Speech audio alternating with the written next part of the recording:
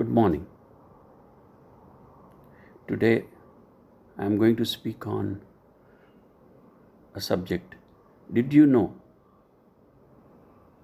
Did you know from the first century to 1000th century, India had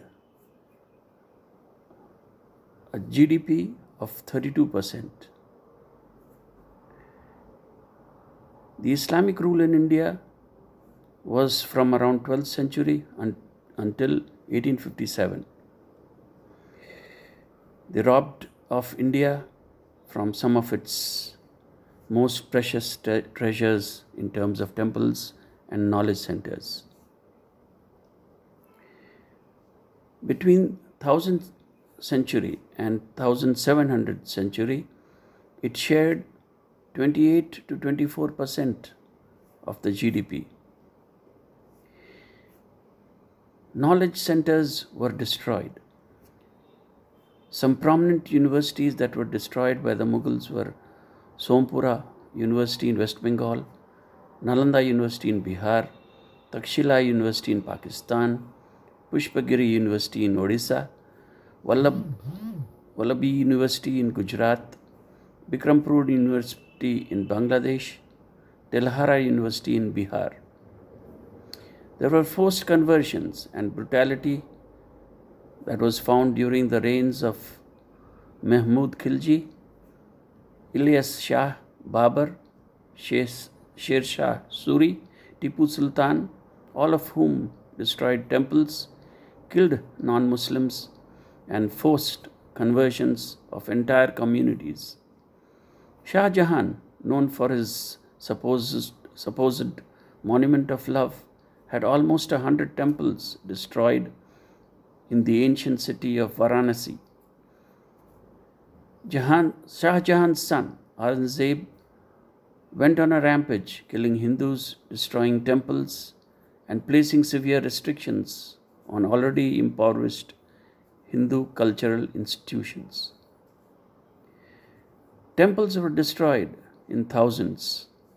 Prominent among them were Martand Sun Temple, Kashmir, the Ram Janmabhoomi Temple, Ayodhya, the Kashi Vishwanath, Varanasi, the Krishna Janmabhoomi Temple, Somnath Temple. However, India still has a large number of Hindus, mainly due to reformers who revolutionized the masses. Time and again, India has seen reformers who revolutionized the thoughts of masses. Adi Shankaracharya was born to revive Hinduism. During the Mughal period, Tulsidas, Surdas, and others deeply imposed the faith of Hindus in God. Tulsidas wrote Ramcharitmanas, whereas Surdas composed many devotional songs about Lord Krishna. During the British administration of India, Raja Ram Mohan Roy and Ishwar Chand Vidyasagar deeply influenced the religious sentiments of Hindus. So this trend continued, and as a result, in spite of India being the birthplace of Buddhism, Jainism, and Sikhism, it is still dominated by Hindus. The British rule in India. In 1947, when India became free, the country's GDP comprised around 3% of the global economy.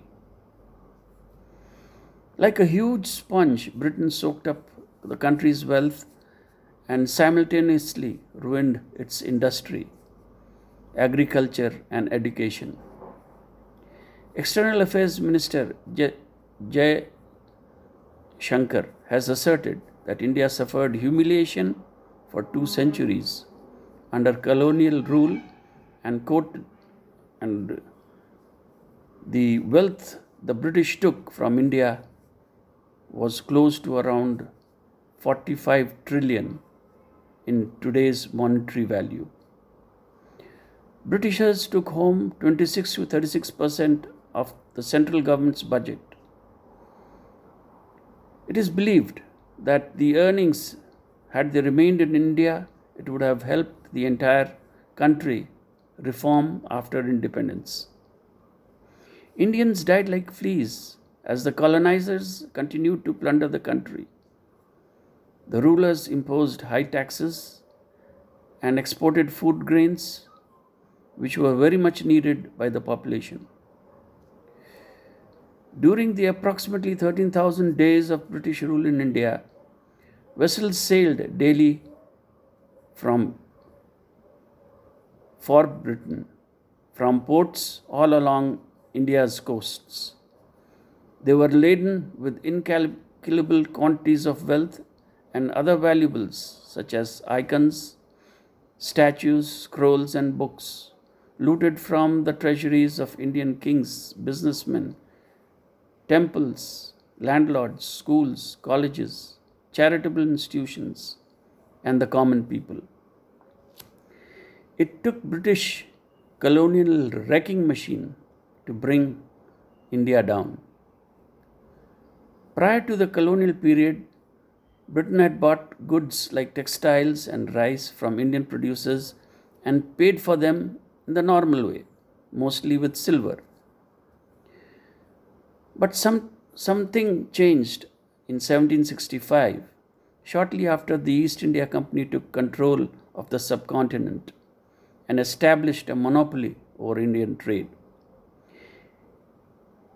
Here's how it worked.